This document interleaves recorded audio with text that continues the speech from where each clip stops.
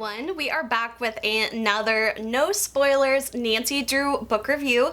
In this video we are going to be covering 5 more books. We are covering books number 21 through 25. And of course these are no spoiler reviews, so I will just give some thoughts on these books and my ranking of them, little details that won't spoil any of the story, and I will let you guys know what I thought about each of these books. And also, the newest feature in these videos, we are doing an orphan counter for each of the Nancy Drew books because, you guys, it's just crazy. Once you start reading the Nancy Drew series, you start noticing a lot of patterns and things, and one of them that is just hard for me to ignore is the amount of orphans in all of the Nancy Drew books, whether they're full orphans, partial orphans, suspected to be an orphan but not really an orphan, but they're treated like an orphan kind of orphan. Let's get into these next few books. No surprises. There's some more. So starting off, we have the first book for this review. This is book number 21. This one is called The Secret in the Attic. This one was originally published in 1944 and the revised story was published in 1970. And as always, I will start by reading the summary of this story. Nancy Drew races against time to unravel the clues in a dead man's letters. If she succeeds, Philip March and his little granddaughter can be saved from financial ruin. Following the obscure clues, Nancy undertakes a search for some unpublished musical manuscripts which she believes are hidden in the dark, cluttered attic of the run-down March mansion. But someone else wants them enough to put many frightening obstacles in Nancy's way. It takes courage and ingenuity for the alert young detective to discover the significance of the skeleton with the upraised arm and to find the source of the spooky sounds of music in the old attic. Startling developments await Nancy when she aids her lawyer father in doing some detective work on a case involving a stolen formula for a unique silk-making process. How she outwits a trio of ruthless thieves and solves the March's problems as well as her father's case makes exciting reading. Okay, so for the orphan counter, we do have another orphan. The orphan in this story is named Susan, who is a little girl who her father and her mother have passed away, and she's now being raised by her grandfather, but he's not doing so great financially. So in this story, there is definitely a lot of theming that kind of involves spiders, and I have to say I hate spiders so much, so this one was just, it kind of gave me a little bit of the chills reading it because I hate spiders on a whole nother level, and they definitely play a very large role in this story. It's always interesting how Nancy just seems to be a magnet for struggling people that need her help, and she's definitely lending her services to Mr. March, who lives in a large house, but he has already sold all of his belongings and he is struggling financially. So Nancy comes in and she's almost like the people from Hoarders, you know, she goes up to the attic, she starts looking around, looking for, you know, things that she can help sell to raise funds to help him out, and she ends up finding more than she bargained for in this mystery. I do have to say there is an interesting part where Nancy does find herself getting into a factory several times under very bizarre circumstances, but it does make a really interesting read. And I did find out that in the original text there was a kind of a little bit of a love triangle moment in the story that they unfortunately did not include in the revised story, which I was kind of bummed about because once I read it I was like, ooh, that would have definitely like kind of spiced up the story a little bit. So this is definitely one I might go back and read the original version of because I feel like it would just be a little bit interesting, you know, to have a little bit of something thrown in the mix like that with Nancy and Ned. I ended up ranking this one 3 stars just because this was one that was, I kind of had to struggle to read through it a little bit. It was one that I didn't find myself wanting to pick up very often because it was just a little bit slow, and as always in Nancy Drew stories, there's always 2 mysteries that kind of somehow are seemingly separate, but all kind of get tied up together in the end. And this was just one where I kind of didn't really feel like the 2 mysteries made a whole lot of sense together, even with it being, you know, kind of tied together in the end. It just seemed a little bit like kind of far-fetched in my opinion, but overall I feel like this was a pretty average Nancy Drew book. Not my favorite, definitely not the worst either. The next book we have, this one's number 22. This one is called The Clue in the Crumbling Wall. This one was originally published in 1945 and the revised was published in 1973. Alright, and for this story it reads, when Nancy is asked to find a professional dancer who disappeared several years before, the young detective becomes involved in a mystery reaching far beyond a missing persons case. Clues lead to a huge estate which the dancer is to inherit if she can claim it in time. During Nancy's investigation at Heath Castle, she and her friends Bess Marvin and George Vane realize that its crumbling walls contain a secret. But what is it? And who are their enemies that try to foil their every attempt to unravel an intricate puzzle? Danger lurks in a castle tower and throughout the vine-tangled grounds of the estate. The girls' gripping adventures culminate in a dramatic climax when Nancy exposes a sinister plot to defraud the dancer of her inheritance. Alright guys, what do you think? Do you think we're gonna have another orphan? If you guessed yes, you are correct. We do have another orphan. The orphan in this one is a little girl named Joan. So one thing that struck me in this book is that Ned is not really present in this one at all, and it's just kind of like an offhanded comment that he's just off down in like South America at the moment. Okay, kind of random, but no Ned, so that was one thing that you don't really see in this book. And another kind of like, not a spoiler, but just an ongoing occurrence that you'll see in the Nancy Drew series is that Bess, poor Bess, she is always fat shamed. Usually by George, but this time it's Nancy that makes a comment that just really kind of irked me. Every time they make fun of Bess, I'm just like, leave her alone and let her live. And the other thing that always annoys me is anytime Bess is on a cover of the book, she always has the same body type as Nancy. So it's like, okay, is she plus size? Is she not? Come on, make up your minds. So in this story, this one, I would have to say for me, visually, from reading the book, it was a little bit hard for me to imagine the grounds of the castle. I feel like the descriptions were okay, but then it didn't really conjure up a whole lot of images in my brain. So anytime they were talking about the space or moving through the space or moving around the grounds of Heath Castle, it was just a little bit hard for me to kind of wrap my minds around like the whole visual aspect of it, and that's probably more of just like a me problem, but it was a little bit hard for me to like imagine the environment. Nancy, Bess, and George do find themselves in all kinds of predicaments in this one. One of them was kind of quite an interesting one that involves someone not having their clothes, which was kind of an interesting one because I feel like even though these were like written in, let's see, this one was written in the 40s, you know, the thought of a girl walking around in her undergarments would probably just be mind-blowing, but when your friends need help, you gotta just get over that. The story also has a little bit of a Cinderella motif to it, which I thought was kind of cute, but I wish it was more woven into the story. It kind of seems like it's more of just thrown in towards like the end of the story, but I wish they kind of would have laid that put those thoughts, like the Cinderella vibe, into your head from like the very beginning. I wish they would have done that because I do really like those types of themings and motifs, but I feel like this one, it was just a little bit kind of like thrown in at the end and it's like, oh yeah, this is Cinderella and something like that, and it just kind of felt a little forced in my opinion. I will also say a lot of the times I feel like in the Nancy Drew stories, a lot of the treasures or the rewards or whatever's being recovered, it tends to all kind of be the same similar kinds of stuff. It's either money or someone's priceless heirloom jewels or, you know, things of that nature. And the treasure in the story was actually quite different. There's kind of like, I would say 2 treasures in the story, and I was almost a little bit underwhelmed with it because I was kind of like, oh really, that's it? I don't really want to spoil what the treasures are, but I will say it's not your typical treasure that you would think. One is kind of more of like a resource, and I would say one is more of a method of producing something. We'll leave it as vague as we can. I do have to say, in the end, this was another one that I feel like the beginning was kind of good. The middle really kind of lost me, and then it kind of picked up just a little bit at the end as well, but it just was another one that I kind of like struggled to read. It wasn't one I was like, just had to keep reading, had to turn the page. So this one I actually read over several sittings, and I would just read like half a chapter here, chapter there, and it wasn't one that I was just like, okay, I have to finish this one.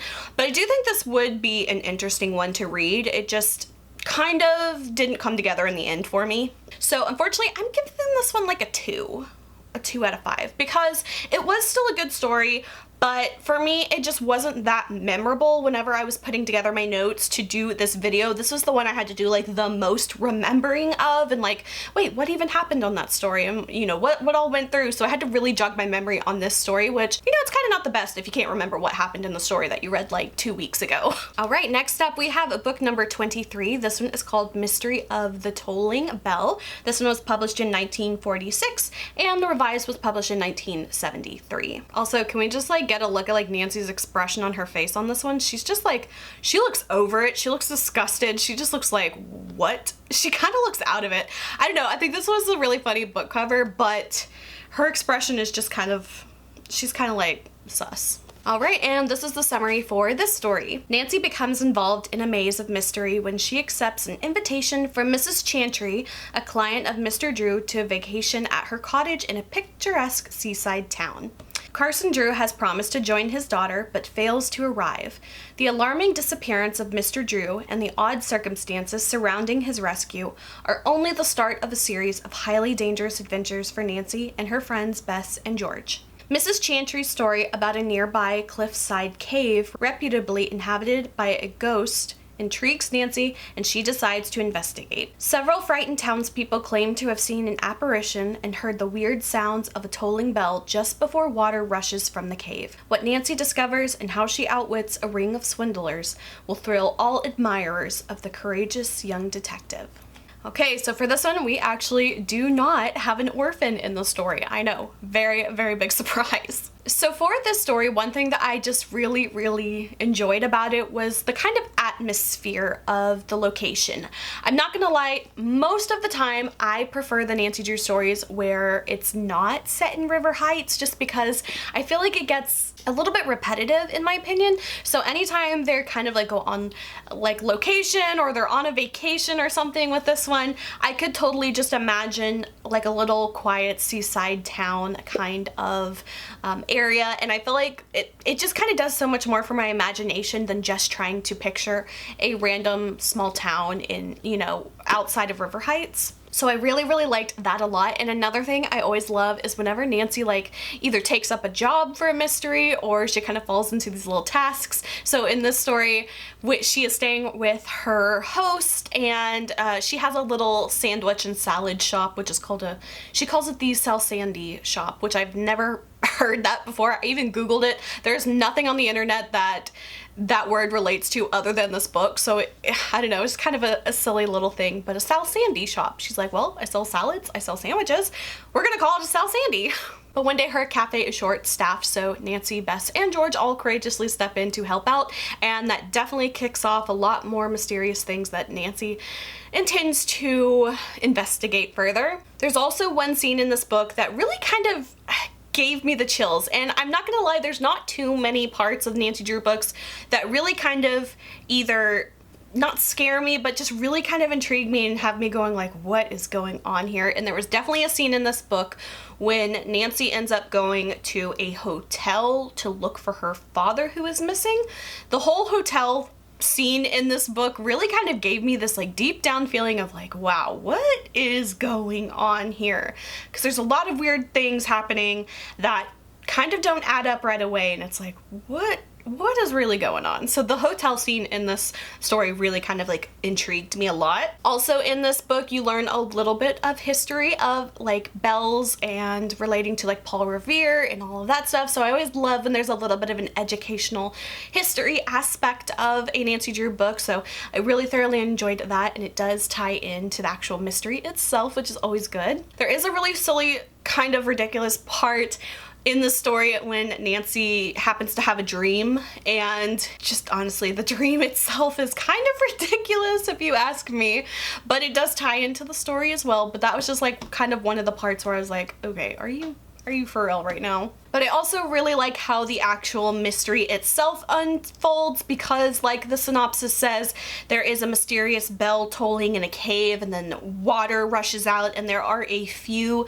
very narrow escapes in the story that just kind of really had me wondering what is exactly going on here. And once you kind of read the story and figure out what's going on, it's kind of one that I feel like was a little bit interesting and a little bit different than maybe what you would expect. So for me, I actually really enjoyed the story, and I know some people really didn't enjoy this one, so it's kind of funny. I feel like all the ones I really like, some people are just like, this was the worst Nancy Drew book ever, but this one I actually ranked 4 stars. I thoroughly enjoyed this one. I think it's really just kind of the overall atmosphere that just put me in the right zone to really enjoy this story. Okay, moving right along, we are on to book number 24. This one is called The Clue in the Old Album.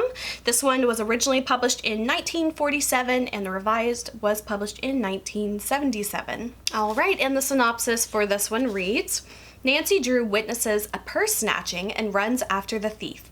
She rescues the purse, but not its contents, then is asked by the owner, a doll collector, to do some detective work. The source of light will heal all ills, but a curse will follow him who takes it from the gypsies. This is one of the clues Nancy is given to find an old album, a lost doll, and a missing gypsy violinist. The young sleuth never gives up her search, though she is poisoned by a French swordsman doll, run off the road in her car by an enemy, and sent many warnings to give up the case. Fans will enjoy Nancy's clever ways of finding all she seeks and brings happiness to a misunderstood child and her lonely grandmother. Okay guys, what do you think? Is there going to be an orphan in this one? Yes, you are correct. There is another orphan. The orphan in the story is named Rose, and she is a young, carefree, a little bit wild, ill-tempered, ill-mannered girl who is living with her elderly grandmother. And this is actually a story that I believe I had read when I was a kid, but this was another one I couldn't quite remember right off the top of my head if this was one I'd read, but as I was going along I was like, okay, this is feeling vaguely familiar, and there were a few key points in here that I was like, yes, I definitely did read this one as a child. This one is going to be a really hard one to give my thoughts on without spoiling things, so I'm going to tiptoe very carefully, but in the story it is very heavily about quote-unquote gypsies, which I don't believe is a necessarily politically correct term anymore, so throughout the story, I will try to refer to them as Roma or Romani. And I'm not gonna lie, there's kind of a lot of thinly veiled racism in the story, even with it still being the revised text. I think overall this one's just kind of a little bit of a kind of like, I don't think this would fly. There's nothing like terrible in here, but Nancy kind of always makes it a point to mention or to point out that, quote, you know, there are fine gypsies. You know, she's like, not all gypsies are bad and stuff like that. And it's just kind of like, well, of course, obviously. But this one, I can only imagine what the original text was like with this story, because this one kind of tiptoes on the line quite a bit. The other very minor spoiler I will mention, but it's not going to ruin the story for you, is that the book kind of goes through so much trouble to be like, oh, well, not all gypsies are bad, or not all Roma people or Romani are bad. But then when we get to the end of the story, the villains, who do you think the villains are? So it's kind of like saying like, oh, they're not bad, but the villains in the story are. There was also a few scenes in this book, quite a few, that just kind of had me going like, whoa, that was kind of weird. At one point, Nancy is trying to gather information, and she's getting information from kids, and Nancy's kind of a little bit of a creeper, because to get what she wants, she's offering the kids candy to tell her what she wants to know. Nancy, come on. Like, giving kids candy to get what you want, that's kind of creepy. That's really creepy. So that one definitely kind of had me laughing when I read that part. I'm just kind of like, Nancy, what are you doing, girl? There's also a scene in the story that is a Romani child wedding, and that one just had me cringing all the way through, and it kind of is veiled under the like, oh, this is just their culture and this is just what they do kind of thing, but it was kind of a little unsettling in the story, and it's just kind of like, ugh, it kind of gave me the icks, I'm not gonna lie. This was another one I kind of struggled through getting through. It took me a solid 2 weeks from when I started it to when I finished it to actually completely read the book. Of course, it didn't take me that much time to read the book, but this one did not capture my attention. This one was interesting because, you know, I liked the whole doll aspect of it, but it felt like that's really all Nancy was doing in the story. And it just kind of felt a little bit repetitive at some of the tasks that Nancy was going on during the story. There's also mentions of a mysterious illness in this book and a mysterious cure for the said mysterious illness, which is never fully explained. And also I don't quite understand how it would work in any possible way. So you kind of have to, you know, suspend your belief for a few minutes to just kind of get through that whole little plot line. And then also this story, Nancy Drew doesn't really do this a whole lot, but this story ends with like a really big cliffhanger that, not a cliffhanger, but a loose end that is never tied up and you never get to know this one detail. And it kind of is like, what was the point of that? Like, it's just one of those things I would have rather them just in the end finally reveal, but you never figure out what it is. And it's the very, like, literally like the last like 2 or 3 sentences of the book. So overall for me, this is another one that was a little bit of a drag for me. And I don't know if it was a drag because I had read it as a kid. So in my brain, it was like I was kind of remembering a couple very vague thoughts about the story. I kind of feel like in the end I wish the villains would have been someone else just to kind of like prove the point of the story, but it kind of just does the opposite in my opinion, which was a little bit like, okay, whatever. So in the end, I gave this one 2 stars. It was just not one that I was really interested in reading. All right, and we are on to the last book for this video. This is book number 25. This one is called The Ghost of Blackwood Hall. This one was originally published in 1948 and the revised was published in 1967. All right, and the summary for this one reads, when Mrs. Putney seeks Nancy Drew's help in recovering her stolen jewelry, the search for the thieves takes the teenage detective and her friends Bess and George to the colorful French Quarter in New Orleans. But the quest is hampered by the strange behavior of Mrs. Putney and 2 young women who are being victimized by the so-called spirits. How can Nancy fight these unseen perpetrators of a cruel hoax? And how can she help the gullible victims when the spirits warn them not to have anything to do with Nancy? The young sleuth's investigations lead her to a deserted old mansion haunted by a phantom organist. How Nancy uses her own ghost-like tactics to outwit the ghost of Blackwood Hall and aids the police in capturing a group of sinister racketeers will keep the reader tense with suspense. I have to say, just from reading the synopsis of this story, my hopes were really, really high for this book because, number one, I always kind of like the books that have a little bit more of like a dark, spookier type of spin on the mystery. And with this one kind of being a little more heavy on the whole kind of ghostly type of theming and seances and things of that nature, I was really interested in this one. But I have to say the one thing that really kind of got me excited for the story was that it was going to have something to do with New Orleans and like the French Quarter, and I was very, very excited for all of that. But I was very sadly let down that the time that they're in New Orleans only takes place over 2 chapters of this book. And it's in like the very beginning of the book. So unfortunately, I wished the entire setting would have taken place around like New Orleans and in that area, because I felt like the whole story being set in River Heights wasn't extremely necessary in my opinion, and I feel like it would have just encapsulated the entire spooky vibe a lot more if it had taken place in New Orleans. Oh, one thing I also forgot to mention, this is actually the first in the revised texts that we have the very first appearance of Nancy's dog Togo, which I completely forgot Nancy had a dog. When I was a kid, I remember reading a lot of the books and they would mention Togo in the story. And when I opened up this book and started reading about it and saw that Togo was in it, I was like, oh, I completely forgot Nancy had a dog. But they don't give you any type of like lead up to Nancy getting the dog. It's just like, okay, this dog's here. This is Nancy's dog. And it's like, I think maybe it was a little bit of something that had to do between the original text and the revised text, because I think I remember reading that maybe like around book 14 maybe or something, you know, Togo was mentioned in a book or something, I think, of the original stories. But I kind of wish they would have like mentioned, oh, Nancy's new dog. It's just like, here's Nancy's dog that she's always had that we've never mentioned and you've never known about.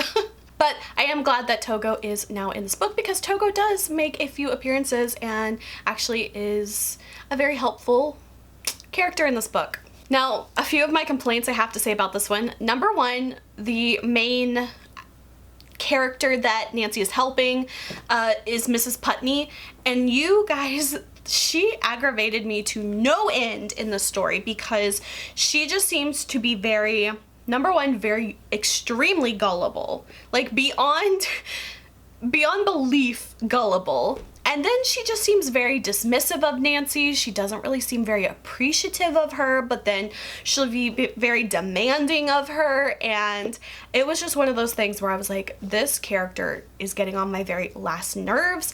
And then it's like she's not very appreciative of her, but she complains if she doesn't keep her in the loop of things, and then she like snubs her.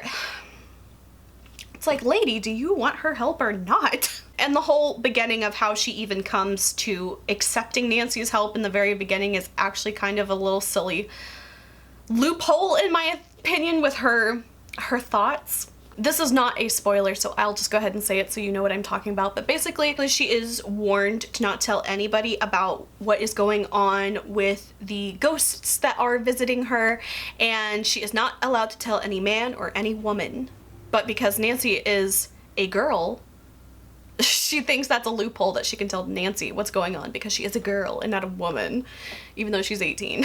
They could have even like left out that whole little interaction in the beginning anyway, so I'm not sure. It was a little bit of a silly part in my opinion. This is another one of the stories where I feel like it suffers because there's almost too many villains in this one.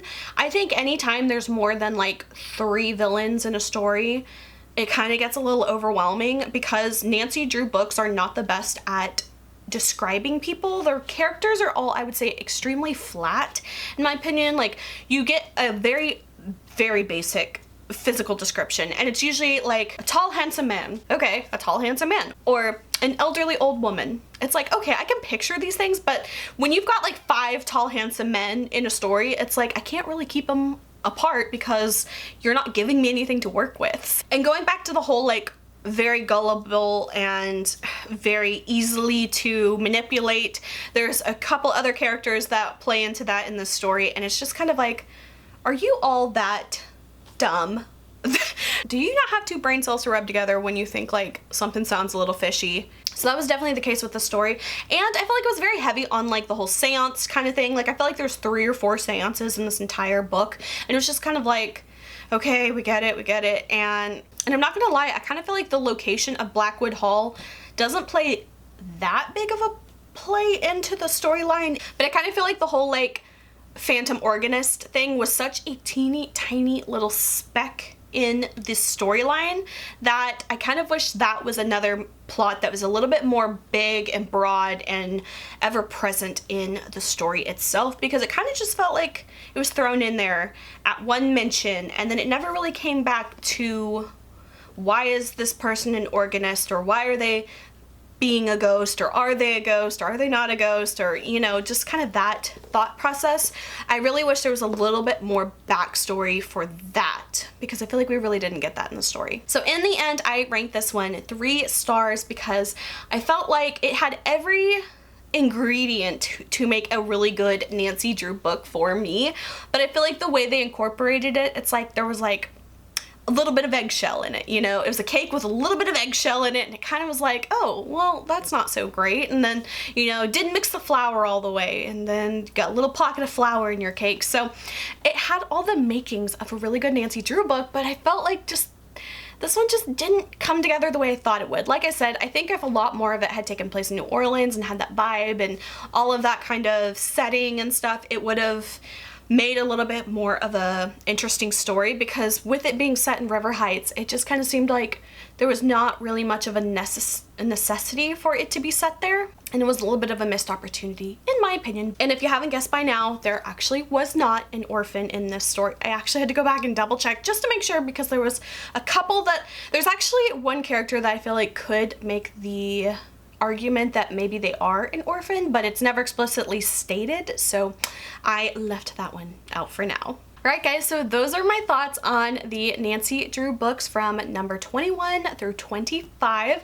I hope you guys have been enjoying these videos. They are really fun for me, and I feel like I've been kind of flying through these. It's kind of crazy because I'm coming up to the halfway point of the original 56 Nancy Drew books, so that's kind of interesting, but we've still got a long way to go, all the way to book number 175 of the entire series. So I am definitely looking forward to reading more books and doing more reviews for you guys soon. So I hope you guys enjoyed. If you did, please like and subscribe. You can follow me on Instagram. Link is below. And until my next video, I will talk to you guys later. Bye.